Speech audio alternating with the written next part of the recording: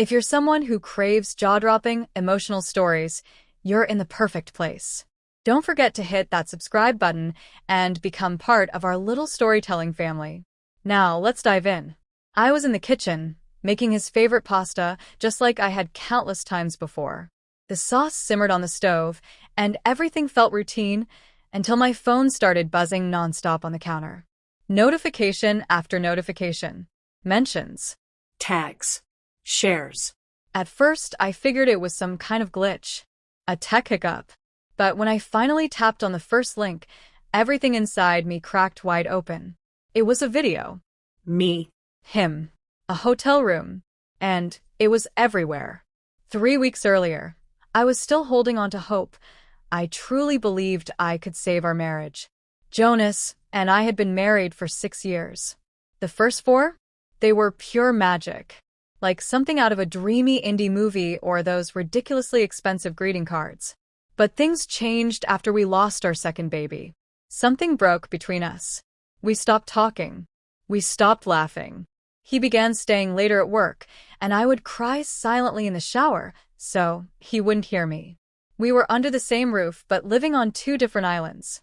I begged him to try therapy with me. But he always had a reason not to, too tired, too busy.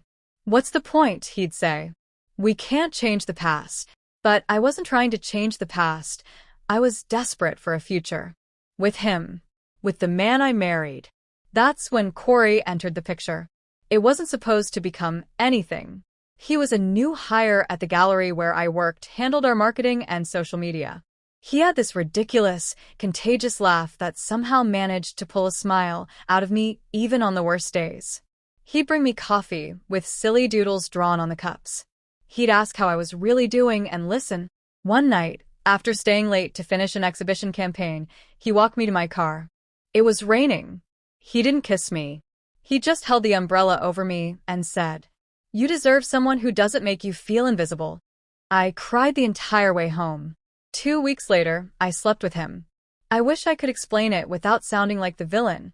Maybe I am the villain. But for the first time in a very long time, I felt seen. Wanted. Not tolerated. Not pitied. Truly wanted. It was never supposed to happen again. I told Corey it was a mistake, that I loved my husband. And I really did believe that, in some distorted, broken way. But it did happen again. And again. We were careful. Discreet. Fake names on hotel bookings. Burner accounts for our texts. I knew it was wrong. I just never thought we'd get caught. Until we did. To this day, I don't know who recorded that video. Corey swore it wasn't him. He looked just as shocked as I felt. But someone had filmed us. In that hotel room. And they hadn't just filmed it, they edited it. Different angles. Slow motion. Subtitles. Background music. The title? She said she was married. Watch this. It went viral overnight. Not just Reddit. Not just TikTok. It was on gossip blogs, sleazy private forums. My job's Instagram got tagged. My name. My face. Even Jonas's profile. When Jonas saw the video, he didn't yell. He didn't throw anything.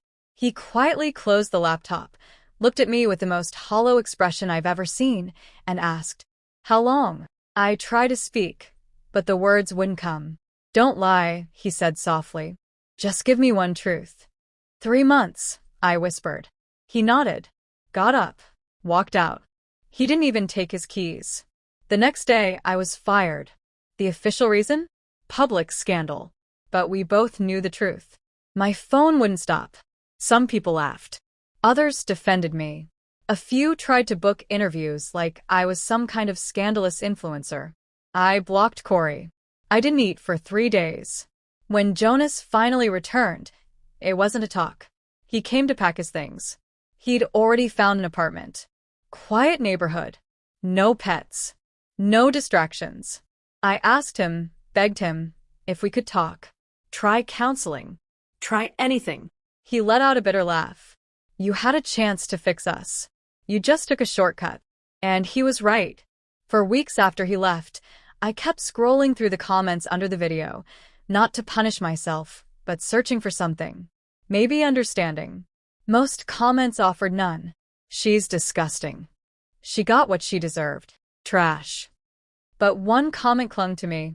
It read, "The saddest part is she probably did love her husband. She just didn't love herself enough to deal with the pain the right way." That haunted me. I started therapy. Alone. Not to win Jonas back, but to finally confront the truth I'd buried for so long. The grief, the guilt, the silence I'd drowned in. I told my therapist everything. She didn't justify my choices. But she didn't reduce me to them either. A month later, Jonas and I met to finalize the separation. He looked different. Stronger. Lighter. I told him I was sorry. Not just for the betrayal, but for walking away from our marriage in the most cowardly way possible. He looked at me for a long moment and said, "I don't hate you, but I can't ever be near you again." Fair. The video eventually faded from trending lists. New scandals replaced mine. The internet moved on. But I didn't. You can't delete shame. You live with it. I found a new job, remote, low profile. I moved to a different city. Not to run. To rebuild. Quietly. Slowly. Every now and then, I still get DMs from strangers who remember. Some are nosy. Some are angry. Some want to share their own stories, confessions, guilt, regret. I respond to everyone. Not because I'm proud, but because I no longer believe in tidy redemption arcs. I believe in scars. In lessons burned deep enough that we never repeat the same pain. I still love Jonas. I probably always will. But love isn't a hall pass for betrayal. It doesn't erase damage. It doesn't make wounds reversible. If I could go back, I wouldn't erase what I did just to save face. I'd go back and fight for him when it mattered. Before silence turned into walls. Before his eyes stopped seeing me as home. But now? Now I carry this story like a scar. One that went viral for all the wrong reasons. One I can't ever retell without flinching. And I don't share it for sympathy. I share it as a warning. If you think an affair will make the pain disappear, it won't. It just ensures the pain never ends.